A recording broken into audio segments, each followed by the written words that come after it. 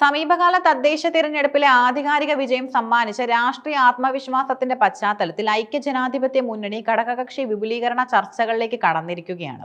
ഈ ചർച്ചകളിൽ ഏറ്റവും കൂടുതൽ പ്രാധാന്യം നേടുന്നത് മുൻ സഖ്യകക്ഷിയായിരുന്ന കേരള കോൺഗ്രസ് എമ്മിനെ മുന്നണിയിലേക്ക് തിരികെ കൊണ്ടുവരുന്നതിനുള്ള നീക്കങ്ങളാണ്.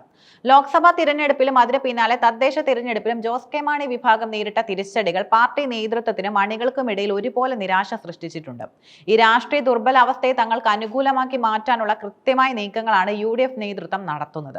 വരാനിരിക്കുന്ന നിയമസഭാ തിരഞ്ഞെടുപ്പിൽ ഭരണവിരുദ്ധ വികാരം അനുകൂലമാകാൻ സാധ്യതയുള്ള ഒരു സാഹചര്യത്തിൽ തങ്ങളുടെ മുഖ്യ എതിരാളികളായ ഇടതു മുന്നണിയെ രാഷ്ട്രീയമായി കൂടുതൽ ദുർബലമാക്കുക എന്ന തന്ത്രപരമായ ലക്ഷ്യമാണ് UDF നീക്കങ്ങൾക്ക് പിന്നിലുള്ളത്.